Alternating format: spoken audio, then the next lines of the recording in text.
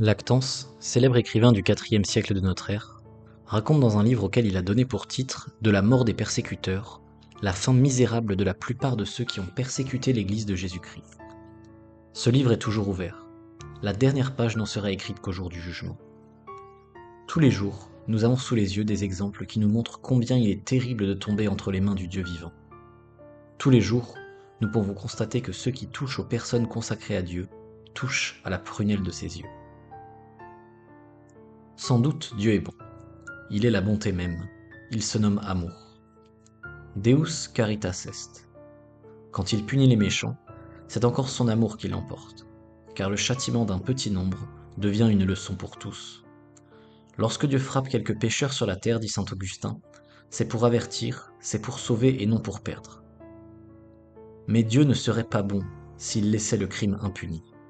Dieu ne serait pas Dieu s'il n'était point juste. Il punit donc les méchants en ce monde ou en l'autre. Il ne punit pas toujours en ce monde, parce qu'il a pour lui l'éternité. Dieu est patient parce qu'il est éternel, dit encore saint Augustin. Mais on a toujours remarqué que les profanateurs de la Sainte Eucharistie font souvent une fin malheureuse. On a remarqué que les briseurs de croix et les décrocheurs de crucifix meurent souvent subitement. On a remarqué que Dieu punit souvent avec sévérité ceux qui outragent sa mère ou ses saints. On a remarqué que ceux qui mangent du pape ou des personnes consacrées à Dieu en meurent. On a toujours remarqué que la postérité des usurpateurs des biens de l'Église a été maudite. C'est ce que nous voulons montrer par des faits récents. Et lorsque la justice divine n'éclate point en ce monde, cette impunité apparente est le plus grand de tous les châtiments. Car en épargnant le corps, Dieu abandonne l'âme à cette léthargie intérieure qui ne lui laisse aucun sentiment et la rend incapable d'expier ses fautes par un sincère repentir. Puissent les exemples que nous avons recueillis dans ce volume réaliser le vœu de saint Cyprien, qui est aussi le nôtre, que la punition des uns serve à corriger les autres.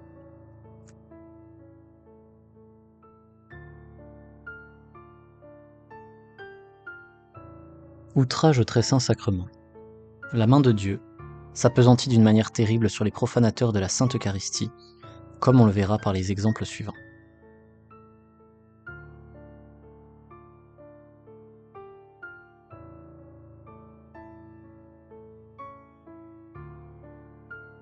À Madrid, aux fêtes de Noël de l'année 1837, deux mauvais sujets osèrent se moquer tout haut du Saint-Sacrement dans une église pendant la messe de minuit. L'un d'eux alla même jusqu'à parier qu'il irait recevoir la communion avec la foule des fidèles. Il y alla en effet, communia, et revint auprès de son compagnon, le sourire du triomphe sur les lèvres. Mais son prétendu triomphe ne fut pas de longue durée. 5 minutes ne s'étaient pas écoulées qu'un affreux vomissement de sang vint épouvanter le sacrilège. On le transporta hors de l'église, et au milieu des flots de sang qui continuaient à sortir de sa bouche, on l'entendit répéter ces paroles sinistres. « J'ai communié indignement, je suis un sacrilège. » Je ne sais comment la chose finit, mais l'émotion fut grande parmi les assistants qui s'unirent pour demander pardon au saint enfant Jésus, et pour expier l'outrage dont il venait d'être l'objet au sacrement de son amour.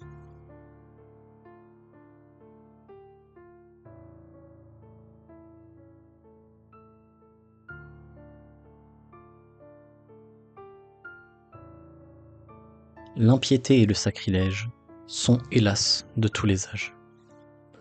Les châtiments surnaturels de la profanation de l'Eucharistie par des enfants, soit au jour de leur première communion, soit dans d'autres circonstances moins solennelles, ont été et sont encore moins rares qu'on ne pense. Mais on conçoit facilement que la plupart de ces profanations et de ces punitions demeurent cachées. Elles révéleraient nécessairement un crime et l'on craint toujours ou bien le scandale ou bien le déshonneur. Monseigneur de Ségur raconte les faits suivants. C'était en 1831 à Paris, dans le quartier du Marais.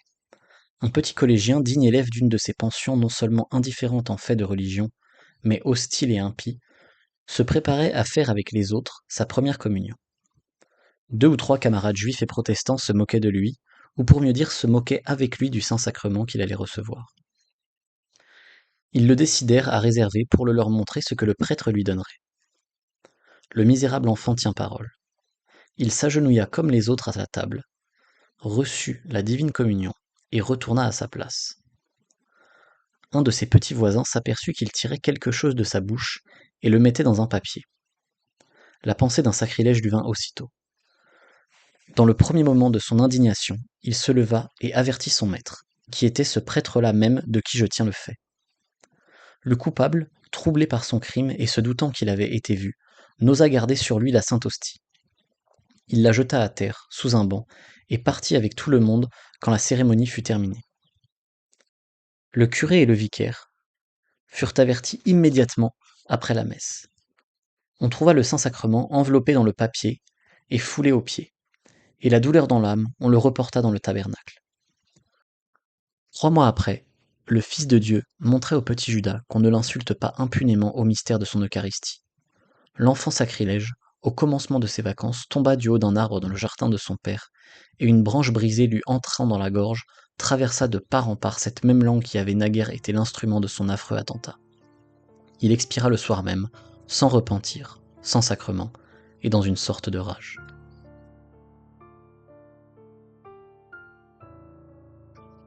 À peu près à la même époque, peu de temps après la révolution si impie de 1830, un autre collégien de Versailles apprit également de Dieu même qu'on joue gros jeu quand on s'attaque à l'Eucharistie.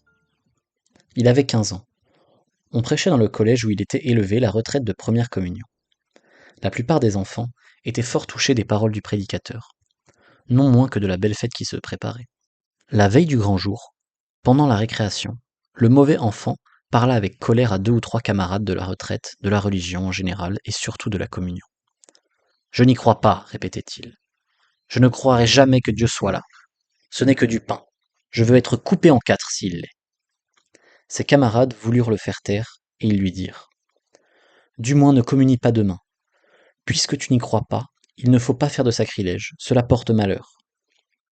L'autre, s'enfonçant de plus en plus dans le mal, leur répondit que tout au contraire, il voulait y aller. Je n'ai pas peur, disait-il, de ce bon Dieu-là.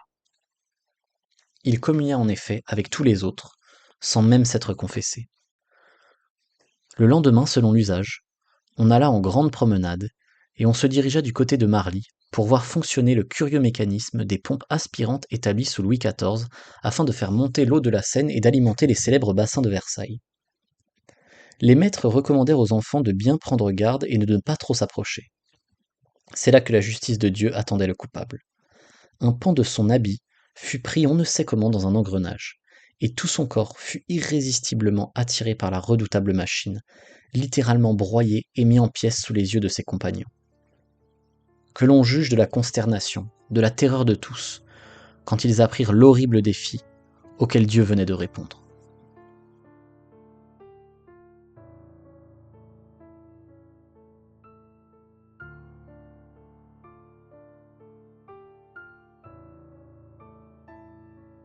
Voici un autre fait plus récent que me rapportait tout dernièrement un excellent missionnaire du couvent des frères mineurs de ce même diocèse de Versailles. Il avait été le témoin oculaire de la chose. Je prêchais, me disait-il, une importante mission dans le diocèse à l'occasion du mois de Marie 1859, dans un village dont je tairai le nom. Le bon Dieu nous bénissait visiblement. Tous les jours, l'église était pleine. Les conversions étaient nombreuses et très sincères. Le digne curé de la paroisse avait réservé pour le jour de la clôture la première communion d'un certain nombre d'enfants. 8 jours auparavant, il me signala un garçon de 13 ans, polisson fieffé, qui ne savait pas son catéchisme, qui ne se préparait pas sérieusement, et qui semblait tout à fait inadmissible. Les parents de cet enfant ne valaient pas mieux que lui. Ils ne mettaient pas les pieds à l'église et ne suivaient pas la mission. La première communion était pour eux une formalité à laquelle il fallait bien se soumettre, pour faire comme tout le monde. Le jour de l'examen définitif, j'interrogeai le petit drôle. Il ne savait rien, répondit tout de travers. Impossible de l'admettre à la communion. Il s'en retourna chez lui, pleurant et honteux. Lorsque la mère apprit que nous ne voulions pas lui laisser faire sa première communion, elle s'emporta contre moi, contre le curé, contre la religion, contre son fils, contre tout le monde.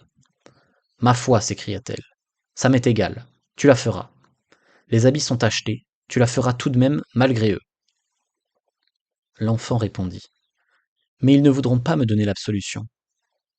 Qu'est-ce que cela me fait dit la méchante femme. Tu iras faire ta communion sans te confesser. Tout ça, c'est des bêtises. Tu n'iras pas te confesser, je te le défends. Je te mettrai tes plus beaux habits, et tu iras, comme tous les autres, faire ta première communion. Ils ne s'en apercevront pas, et du moins, nous en serons débarrassés. » L'enfant se tut, et, moitié crainte de sa mère, moitié insouciance, il résolut de se tirer d'affaire comme il pourrait. Il ne se confessa point. Le jour venu, il revêtit ses habits neufs, et pendant la grand-messe se glissa parmi les autres enfants. Il s'approcha à son tour de la sainte table, reçut la communion de mes mains sans que je le reconnusse, et retourna à sa place. Quelques instants s'étaient à peine écoulés qu'il tomba sans connaissance. On l'emporte, mais au milieu de la foule, mise en mouvement par les allées et venues de tous ceux qui communiaient, nous nous aperçûmes à peine de ce qui se passait. Après la messe et la cérémonie, qui avait été admirable, on vient me chercher en toute hâte à la sacristie. Mon père, venez vite. Un des petits-enfants de la première communion a été pris de convulsions, et il se meurt. Je cours aussitôt. J'entre dans la maison. L'enfant était couché dans le lit de sa mère, laquelle essayait de le calmer dans ses grandes souffrances. Dès qu'il m'aperçoit, il se retourne violemment du côté de la muraille en criant « Non, non, je ne veux pas, non !» Je m'approche néanmoins. Je tâche de lui dire quelques bonnes paroles.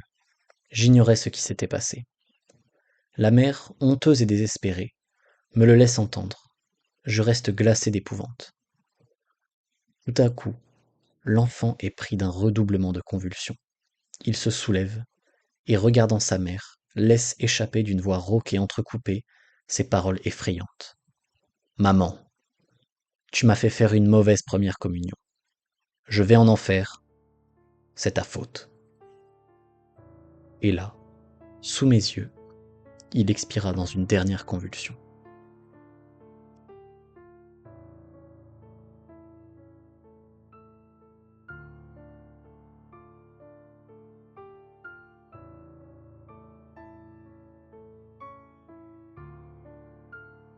Voici un fait arrivé pendant la Révolution française. Une bande de républicains entrèrent dans une église pour y exercer leur ravage sacrilège. L'un d'eux monta à l'autel où était encore le Saint-Sacrement, et appelant ses camarades pour assister au spectacle qu'il allait leur donner, il força le tabernacle et en tira le Saint-Ciboire. Puis, comme les soldats de Pilate au jour de la Passion, il voulut par dérision fléchir le genou devant le Saint-Sacrement qu'il outrageait. Mais la main de Dieu frappa. Au moment où il faisait la génuflexion, il eut le genou fracassé comme un coup de marteau. Il tomba en poussant des cris affreux. Il fallut l'emporter et le remettre entre les mains des chirurgiens. Ceux-ci constatèrent que le genou était broyé par une force surnaturelle et que nul remède humain ne pouvait le guérir. Heureux le coupable s'il profita de ce châtiment pour demander pardon de son crime.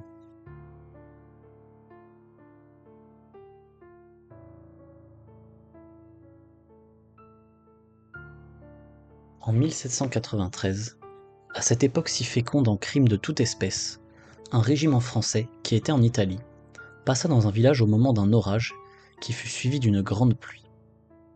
Les soldats trouvèrent l'église ouverte et y entrèrent pour se mettre à l'abri. Comme on était alors en un temps où l'on travaillait à détruire la religion, et où ceux dont la foi et la piété n'étaient pas bien enracinés se faisaient une gloire de se montrer impies, les soldats se comportèrent dans le temple du Seigneur comme dans un lieu le plus profane.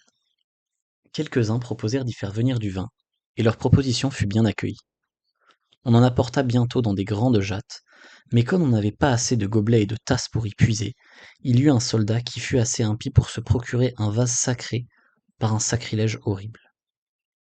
Il monte à l'autel, enfonce la porte du tabernacle, ose prendre en main le ciboire, jette par terre les hosties saintes qu'il renfermait, et vient ensuite tout triomphant.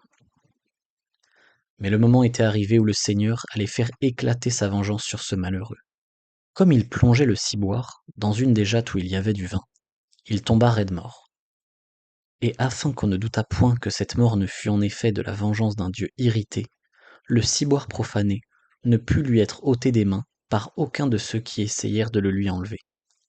Il fallut avoir recours au curé de la paroisse, qui l'en retira aussitôt sans peine.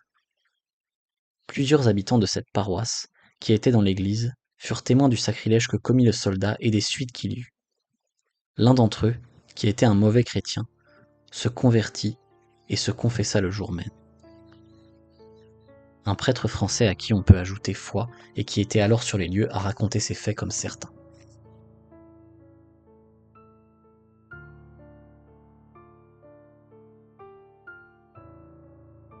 Dans la commune de Villers-sur-Yonne, 2 malheureux dont je tairai les noms s'étaient mis à la tête d'une foule excitée par les révolutionnaires et se livrèrent dans l'église à des profanations affreuses.